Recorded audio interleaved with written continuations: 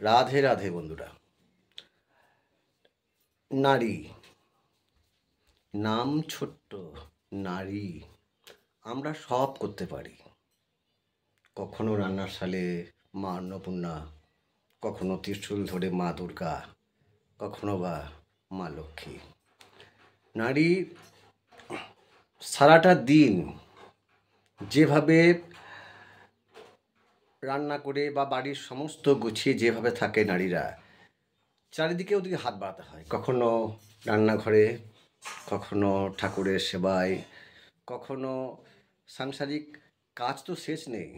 আমরা পুরুষরা শুধু বাইরে রোজগার করেই আমাদের হয়ে যায়, আর ওদেরকে পুরো সংসারটাকে মেনটেন করতে হয়। তো দেখো, আজকে ব্লগটা এই নিয়েই করছি যে ওরা কতটা ব্যস্ত ওদেরকে থাকতে হয়। সঙ্গে থাকো। এদিকে বসিয়েছি দুধ, আর এদিকে প্রেসার কুকারে কি বসিয়েছো? এখানে মুড়ি খাবার হচ্ছে।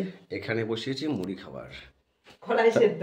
তাহলে বুঝতেই পারছো সকালে দুধ দিয়ে গেছে, সেটাকে গরম করছি। এটা বাসি দুধ, এটা বাসি দুধ ছিল, কালকে রাতে দুধ খাওয়া নাই, ওটা কালকে দুধ, এই টাটকা দুধ।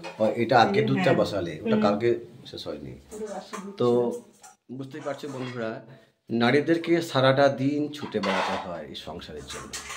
আমরা শুধুমাত্র ওই বাইরে গিয়ে নানা রকম রোজগার করেই হয়তো সন্তুষ্টি হয়ে যায়, মানে ওদের হাতে তুলে দিই।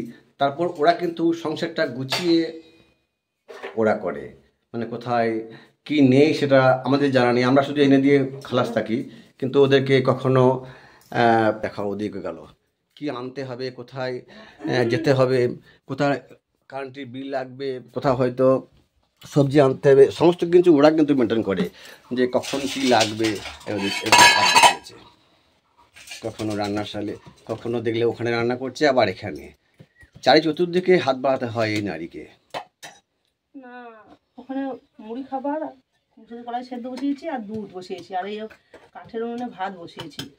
কারণ মাকে গম ভালো তাড়াতাড়ি ভাত বসাই না, আমি কাজগুলো সব ছেড়ে নিই তারপরেই ভাত বসাই। তো আজকে মা আজকে গম ভেজেছে ছাতু করবো করে, আঁশটা ছিল অনেক, কাঠের আঙার ছিল, তাহলে ভাতটা আমার এদিকে হয়ে যাবে, আর ওইদিকে মুড়ি খাবারটা করে নিই, আর এদিকে শালটা এখনো ভিজানো আছে, কাজ বলেনি।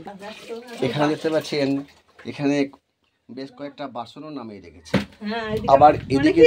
আবার এদিকে দেখুন, এখানে কিন্তু কিছু সার্পে। আরে নারী তো মা দুর্গা। আসলে কি না, ভাতটা এদিকে আমার হয়ে যাবে, ওইদিকে মুড়ি খাবারটাও হয়ে গেছে, আর এদিকে আমার সার্পের কাজটাও হয়ে যাবে। সার্পের কাজটা আমার ভাত হয়ে যাবে। ওই জন্য বললাম যে ভাতটা বসিয়ে দিই, কাঠের বেশ অনেক আঁশ ছিল, লাল হয়ে কি সুন্দর দেখলাম, রং উঠছে দেখো নতুন কাপড়, তার জন্য তো ভাতটা আমার এদিকে কাচতে কাচতে কাপড়টা তো রংটা একদম উঠে যাবে মনে হচ্ছে। কাপড় সার্পের কাচতে কাচতে ভাত আমার নেমে যাবে। আর কাপড়টা আমি ছেড়ে দিলাম সকালবেলাতে, আমি বাকি কাপড়টা রেখে দিলাম, কেচে দিয়েছি সকালে, ওই জন্যই না কেচে দিই। এদিকে কিছু কাপড় কেচে জল ঝরতে দিয়েছে, আবার এদিকে কাপড়টা কাটছে। আর এদিকে দেখো, এদিকে ভাত চাপিয়েছে, ওদিকে দেখালাম দুধ চাপিয়েছে। আমি বুঝতে পারছি কেন এত তুমি তাড়াতাড়ি করে এত কাজ কিভাবে করো। বাবরি, কি বুদ্ধি তোমাদের গো। একদিকে ভাতে টমেটো দিয়েছো, আবার কোটোটার মধ্যে কি দিয়েছিলে? এটা তো কলাই দিয়েছি, ধোয়া কলাই। এটা কলাই দিয়েছো? কালো কলাই যেটাকে বলে আর কি, সেটা ডাল করে দেবো। এটা সেদ্ধ হয়ে গিয়েছে আমার ভাতের সঙ্গে, এদিকে ডালও সেদ্ধ হয়ে গিয়েছে, এদিকে টমেটো সেদ্ধ হয়ে গিয়েছে, আর এখানে আলু দিয়েছি। সেই আলুগুলোই পোস্ত করবো, পটল আলু পোস্ত করবো, তাহলে সেদ্ধ আলু হয়ে থাকলে পোস্তটাও তাড়াতাড়ি হয়ে যাবে। ওই জন্যই আজকে ওইদিকে ভাতে আলু দিয়েছো, টমেটো দিয়েছো, আবার ডালও দিয়েছো। আলু ছানবো, ছানার আলু, পোস্তর আলু সব দিয়ে দিয়েছি ভাতে। আচ্ছা, আলুটা ছানা হয়ে যাবে, পোস্ত হয়ে যাবে, তাড়াতাড়ি হয়ে যাবে। আর এদিকে ডালটা শুধু রসুন, ডালটা একটু জিরে লঙ্কা দিয়ে ছুঁকে দেবো, সেদ্ধ হয়েই আছে, তাহলে ডালও হয়ে যাবে আমার তাড়াতাড়ি। আর এদিকে টমেটোটা দেখি ভাবছিলাম যে সানবো, না দেখি ভাবছিলাম দেখি কি করব। যাই হোক সেদ্ধ হয়ে গেছে, তো যাই হোক কিছু হবে ওরা, নাহলে সেদ্ধ করে পেঁয়াজ লঙ্কা দিয়ে এসব দিয়ে সানাও হবে, সব কিছু যাই হোক কিছু হবে। কি করবো এখন কিছু ভাবিনি, এখনো তো আমি সার্ফ এখনো আমার আছে, সব করবো তো কাঁচা হয়নি, শুধু দুটো কাপড় কাচলাম, এখনো বাকি আছে, বাসন আছে, ওই জন্য ওই দেখো সিটি পড়ে গেল। ওদিকে আবার সিটি বাজছে। এই যেদিন দেখবে যে খুব দেরি হয়ে গিয়েছে বা অনেক কাজে, সেদিন এইভাবে রান্না করবে, খুব তাড়াতাড়ির মধ্যে হয়ে যাবে, দেখবে কারণ সেদ্ধ আলু থাকলে পরে কি তাড়াতাড়ি পোস্তটাও হবে, ছানাও হয়ে গেল, দুটো হয়ে যাচ্ছে। ডালটাও যদি ভাতে দিয়ে দেওয়া হয়ে যায়, ডালটাও ঠুকে দেওয়া হবে, এক দণ্ডে হয়ে যাবে, অল্প গ্যাসেও হবে, অথচ আবার তাড়াতাড়ির মধ্যে হবে।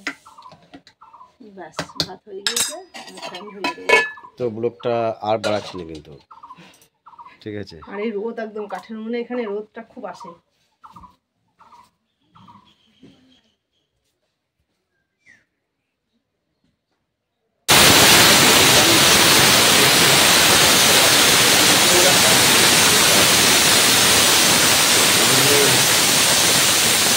ভালো লাগে, বড় ভালো লাগে। টাইম বাই টাইম না পেলে পরে তখন মাথা খারাপ হয়ে যায়। হ্যাঁ এটাও সেটাও বলো। তো তোমরা আছো বলেই তো আমরা বেঁচে আছি, তাই না? তোমরা ছাড়া আমরা যে অসম্পূর্ণ, আমরা যে আমাদের কতটুকু করবো বলো। আর কিছু করতে হবে কি হবে মাছ আছে, কত কালি পড়ে দেখছো। কিন্তু মাছতে বেশ কষ্ট হবে না, কারণ মাটি বুলিয়ে দিয়েছি। মাটি বুলিয়ে দিলে কি হয়, এক দণ্ডে এই ভাতটা ঢেলে রেখে দেবো পরিষ্কার সাদা হাঁড়িতে নিয়ে, হাঁড়িটা এই মাছটা মেজে দেবো, তাহলে কি হবে, উঠেও যাবে তাড়াতাড়ি, আর মাটিটা জলে ভিজলে উঠে যাবে। এটা অন্য বাটি নিয়ে চলে এলাম, নাহলে উপর করে দিলেই হয়ে যায় আমার দিদি। এদিকে আমার গোবিন্দ সেবার জন্য ফুলগুলি তুলেছে। তো এই হচ্ছে নারীদের কথা বলে শেষ করা যায় না। তো আজকের ব্লগটা এই অবধি। ভালো লাগলে সবাই একটা করে লাইক ডান করো। টাটা, রাধে রাধে।